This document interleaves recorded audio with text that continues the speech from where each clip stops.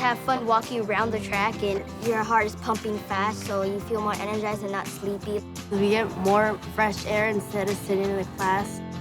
We usually do it almost every day at the beginning of the day. I think it's healthy because you get the energy you need.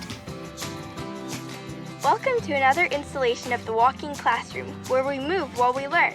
My name is Sophie, and I'm joined by Jimmy. Our teacher, Mrs. Fenn, is also joining us on our walk today, and we're glad you're here too. We are the Walking Classroom at Vintage Magnet. So I was a fifth grade teacher for a long time. Over the years, while I was teaching, time for PE and recess was being cut or eliminated. And the kids, it's just not natural for them or healthy for them to sit all day. I knew my students needed more fresh air and exercise, but I also knew that I could not risk sacrificing instructional time. So what I started to do was record some of my lessons that I would have taught to my students. I loaded them up on MP3 players, the Walk-Its, which are what the players are called. They come preloaded with all the podcasts, so literally ready to go. Teachers get their delivery, they put in the batteries, and the program is ready. Our teacher picks a lesson, and then we go outside and listen to it. It depends on how long the lesson is. It can go from 15 to 20 minutes. It's nice because you learn something new while getting exercise at the same time. Good morning, my most amazing classroom. Good morning, my most amazing teacher. How are you doing today? We're looking good and feeling fun. My favorite thing about it is that not only do the kids get to get outside walking, but I get to get outside walking, so everyone just likes it. It's a good, happy part of the day. We have another friend, boys and girls. Laura Fenn is here. She is the one that we listen to on our walking classroom, so can we all say hello? Hello. Good morning! I am so happy to meet all of you guys. It's very exciting. And she sounds just like it, doesn't she? And when you're outside getting some fresh air while you're walking, what else is happening?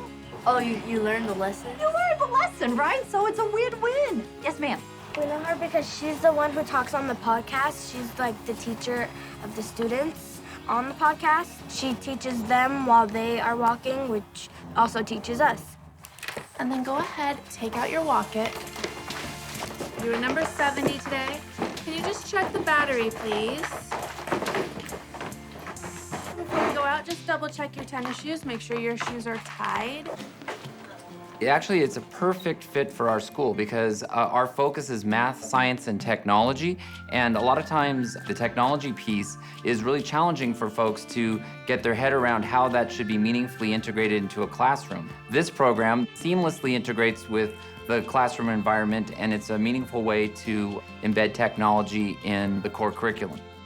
Now in the 21st century, we're looking for a minds-on curriculum where kids are actively engaged, and getting them up and moving while they're processing the content is another great strategy for achieving that. I think it's easier listening to it because when you're listening to it, you don't get frustrated because if you don't know what something is, like Miss Fenn, she details it very well. Did you know the word cardiovascular comes to us from ancient Greece? Cardio is Greek for heart, and vascular means having to do with tubes that carry liquid, like blood. So basically, when you do cardio, you're pumping up your heart. And so it's very engaging for the students who are listening. It's almost as if they're overhearing a conversation rather than having a direct lecture. When I walk, I feel like I don't want this day to end. That makes me so happy. Yes, sir. While you finish up your walk, take off your headphones and discuss with a partner some of the concepts you learned about during this podcast. Happy trails! Once we're done with it, we take off our earbuds, we hang them on our neck, and then if we see anyone else that's done, we can just walk to them. We can kind of discuss what was going on in the podcast. We actually tell each other what we learned. So boys and girls, what are some new things that you heard today? Can you tell your neighbor one thing that you heard them say?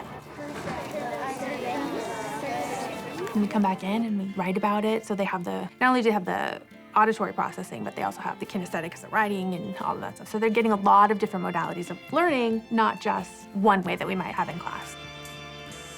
We always listen to each podcast at least 2 times, and we talk about what we heard different from the first time or anything new or anything interesting that we missed the first time. So they listen to it the first time, they get a big picture idea. And the second time, they're able to sort of hold on to a little bit more information, get into a little bit more detail and have a deeper understanding. Our overwhelming response from teachers is that their students, they perform better academically, they're more engaged, they're more focused. And as far as the teachers, it provides them a tool to address different learning styles. So we've been thrilled with the results. Happy trails!